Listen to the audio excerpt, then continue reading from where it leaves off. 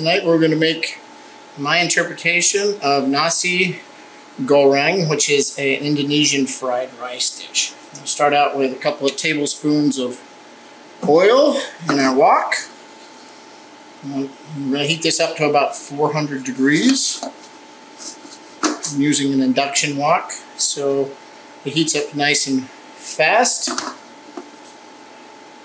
But unfortunately, we won't be able to get wok in our fried rice, but this is better than a stovetop. Heat up our oil. It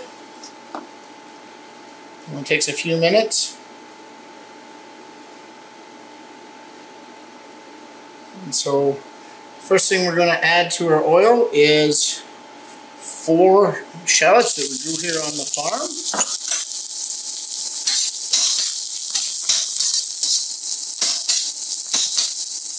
Get those cooked up nicely.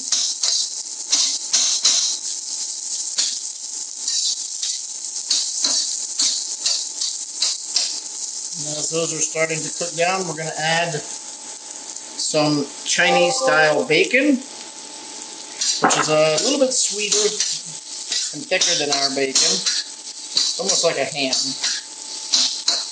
We'll let these cook for a few seconds until everything is starting to wilt down in the shallots. And you can see with this induction wok, it takes no time at all to really get cooking.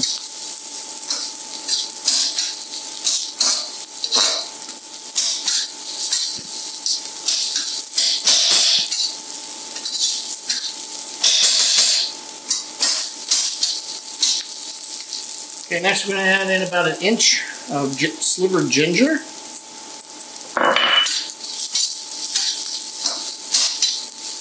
Galangal is the preferred and traditional choice, but it's much harder to get galangal here in the UP.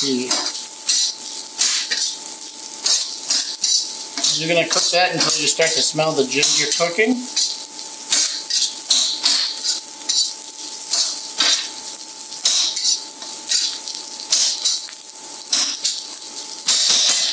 We're going to add some red Thai chilies that we grew here in the high tunnel, and we harvested in November but kept fresh in the fridge. Give that a quick toss. I'm going to throw in about a half a teaspoon of turmeric. What we're doing here is trying to get some of that rich turmeric smell. Alright, now we're going to add in some choi that we grew in their high tunnel. You can use bok choy. We're going to cook this until the bok choy or the choi yum is wilted down nicely.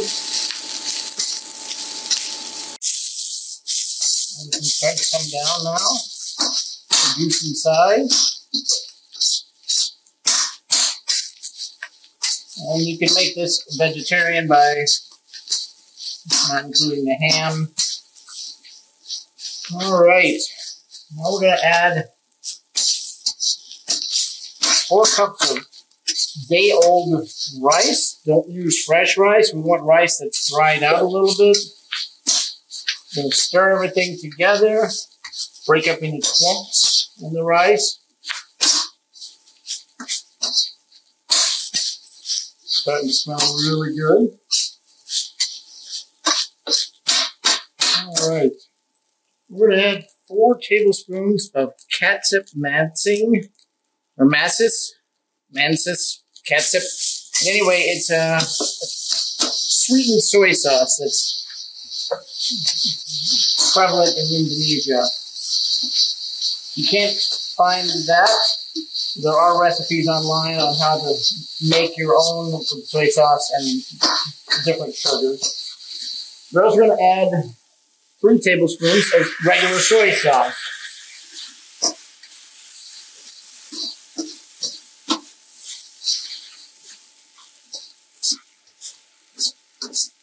Everything warmed up here, cooked through. We're going to add 2 tablespoons, or 1 tablespoon of tomato paste that's made here from our own homegrown tomatoes. Get that incorporated in. I just add some more umami.